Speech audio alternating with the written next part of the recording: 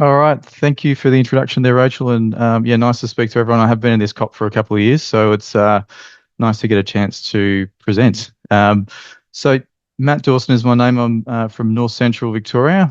We've been working on how we can innovate around carbon for a number of years. And we started off with a community carbon pilot, and we've moved into what's called Grow Towards Zero now. So I'll just start with an acknowledgement. I just want to acknowledge the traditional owners on the lands on which we meet today and pay our respects to elders past, present and emerging. And today I'm meeting to you guys from a rather wet Judjarung country. We've just had a massive bit of rain come through this part of the world, which is welcome. So over the past couple of years, what we're calling the North Central Council collaboration have been exploring options to offset their anticipated residual emissions, aligning with commitment of all councils and the CMA to achieve net zero. The outcome of this process has been the development of the community carbon pilot in 2023 and now elevated to what's called Grow Towards Zero.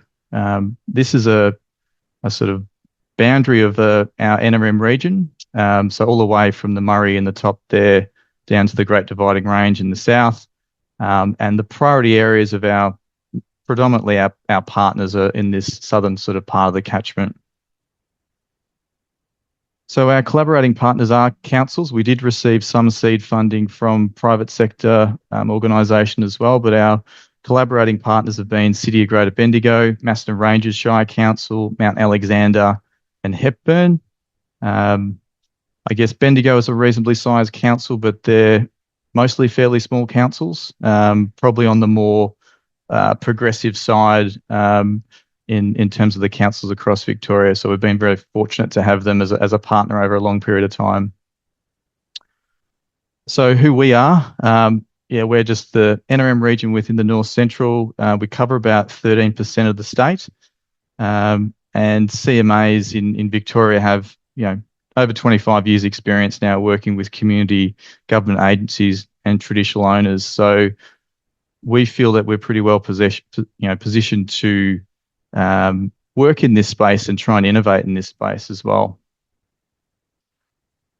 So in October 2022, a scoping study was commissioned by City of Greater Bendigo. And as we all know, councils are exploring a range of different options. And the options that they were exploring included just purchasing overseas credits, working with a carbon service provider, looking at different sort of delivery models that could be available to them as well. But the study recommended to pilot what's called a community carbon approach as a collaborative group. So the thinking there, I guess, was that there could be shared risk and shared collaboration around different delivery models. And it's the approach that they took. So what is community carbon? For us, this has been about providing financial assistance and support to local landholders to undertake environmental plantings on their private land. And in return, the project partners receive the rights to the carbon these trees produce over 25 years.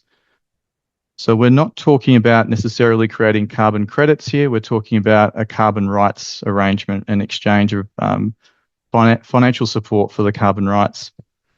Undertaking large-scale revegetation can be very costly, and using the offset needs of partners to provide that financial assistance was a way that the project could provide some assistance and support.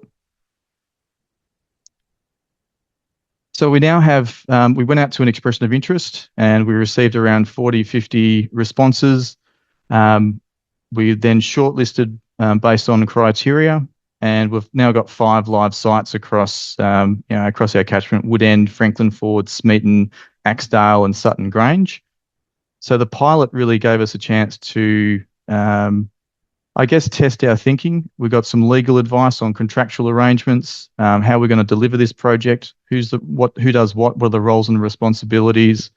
But it really demonstrated the feasibility that it could actually be done at a local level, where we're really focusing on the co-benefits in the selection of these particular sites. And it was an environmental plantings methodology that we followed. And we could say hand on heart that we can make it work within our catchment.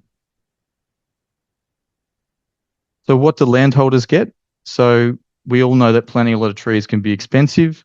The landholders that we've spoken to really like the idea of getting someone to cover the costs of those plantings and having skilled teams to do the work.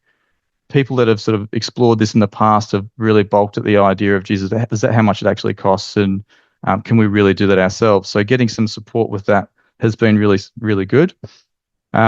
These landholders already want more native plants on their properties, and they're willing to trade their carbon rights in exchange for it.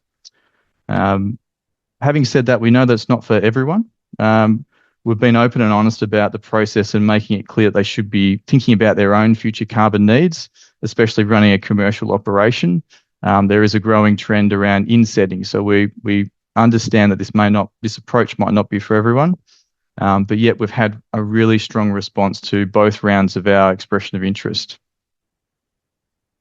That aside, obviously the landholder benefits are huge, attracting diverse wildlife, improving the aesthetic appearance of the property, reducing soil erosion, improving soil health, and enhancing soil quality, water quality, just to mention a couple there.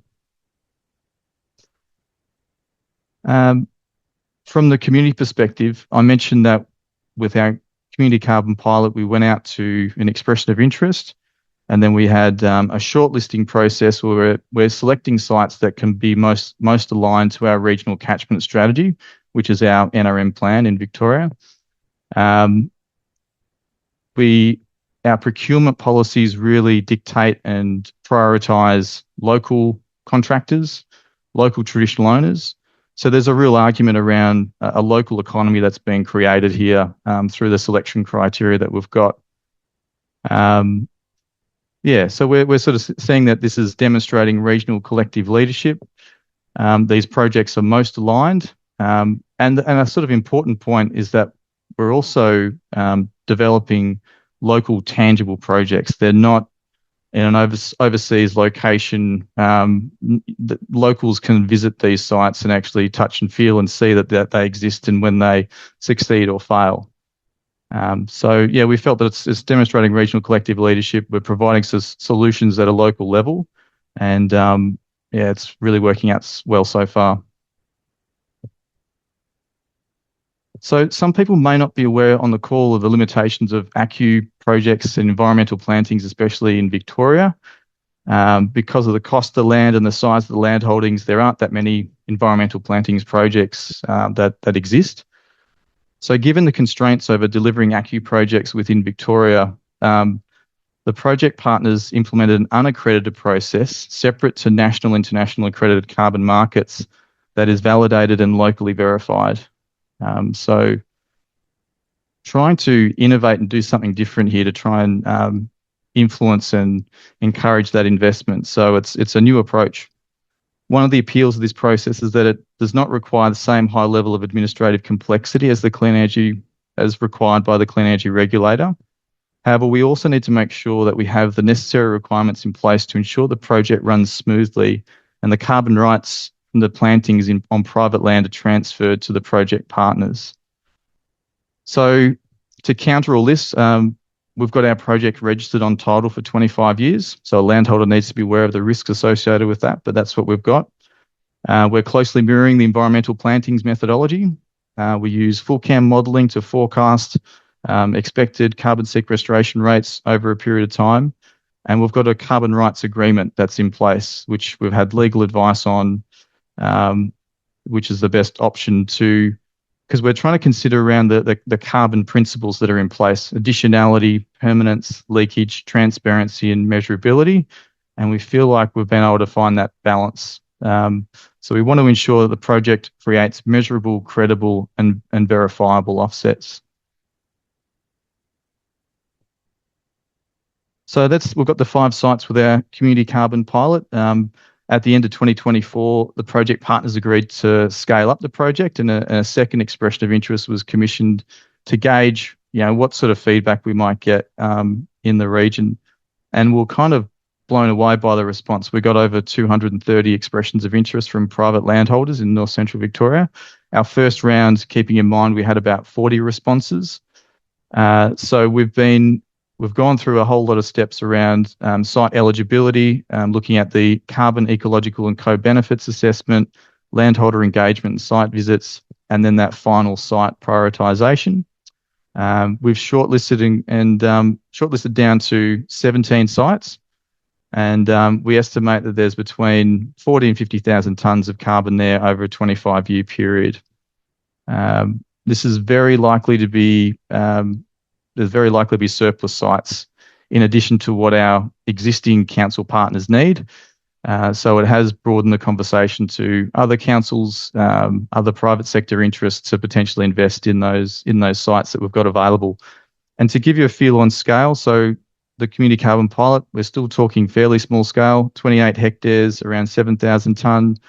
The 17 sites grow towards zero, around 150 hectares and 40 to 50,000 tonne.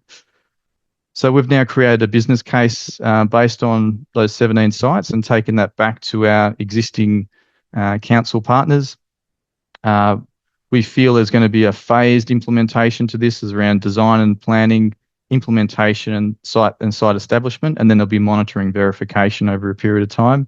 And in that business case, we're looking at things like the modelled projected outcomes, what's the budget assumptions, the roles and responsibilities, and the risks, just so our stakeholders and investors are aware of that. We have an eligibility criteria, so our guidelines there, so it must be on private land. Mustn't have been cleared in the last 5 years. We're trying to prioritise larger sites, but we're open to aggregation as well. Must be within the North Central CMA region. Must not have woody biomass or invasive native shrubs that require clearing. So the current activity, current focus, we've got our 5 sites completed. We've got a contractor who's working with us to maintain those sites. So we're doing things like watering, if supplementary planting is needed over a period of time. They'll be auditing at year 5. We've shared that business case with our existing partners. As I said, we've got interest from potentially the private sector, but also other catchment management authorities are considering what their next move might be in this space. And we're definitely engaging with the Greenhouse Alliance movement within Victoria, which is a representative body for councils. So NAGA, for those that don't know, represents about 9 metropolitan councils. And Central Victorian Greenhouse Alliance is in our part of the world in North Central, has another 9 or 10 councils that are regional. So may be able to attract further interest and investment from that group. So in highlighting the key opportunities, so it's offering local and tangible projects aligned to regional NRM plans and council strategies, delivering on co-benefits. We feel like it's a tried and tested approach now. It's a way of aggregating a whole heap of small sites together at scale. We've got some sites that are available for investment now.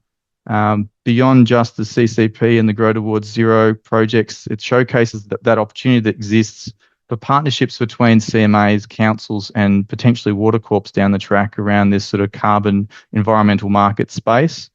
And there's definitely an opportunity to scale up what we've got there. And I'll just share a couple of images of some of the sites that we've got. Just one out at Franklin Ford, Axdale with the Campaspe River in the background. We've got Sutton Grange, Smeaton, and Wood End. But that's all I had to share. I'm really open to any questions that anyone might have on the program.